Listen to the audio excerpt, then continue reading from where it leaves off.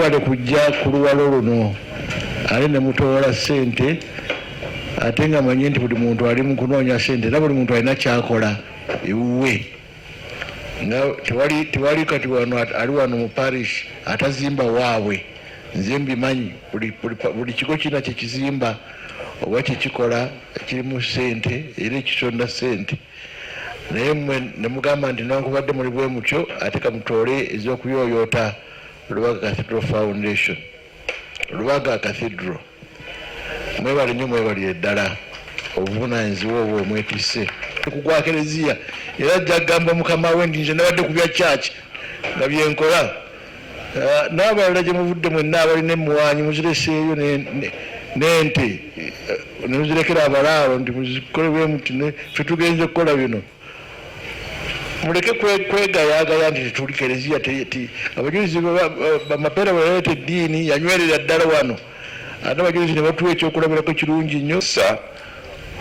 Okufuna ssente okuva gye muli, omulimu omunene ogw'ekyasa ye parking y'emyaliro ebiri eri emabega wamwe omulaba ekibaati ekya bbulu ku ddwaliro, mabbali g'eddwaliro. Parking ya myaliro ebiri ejja kuba yakusasulira ku Sande lwokka nga waliyo misa. Tusuubira nti ejja kuggwa olunaku lw'essaza olunatuukira, era ndowooza ribbon ennene ejja kusalirwa. Tweyama nti omulimu ogwo tujja gutuukiriza, era ssebo Ssaabasumba 26 olunatuukira parking eyo ejja kuba ng'ewedde. Wano okumpimpi n'ekibuga Katende parish zekanzire wano Katende.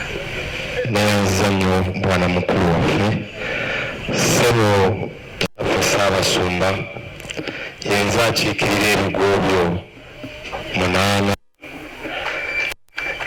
era nina essanyu nti bakama bange bonna bakiise. N'olwekyo wadde nze Ssaabakunzi wa Mpigi parish ate nnyimiridde mu ngatto ezo, naye olw'okuba nti Lubaga wano we nafunira saakalamentu lyange lya matirimunyu nayise n'akakadde ssebo Ssaabasumba ku lw'omulimu guno.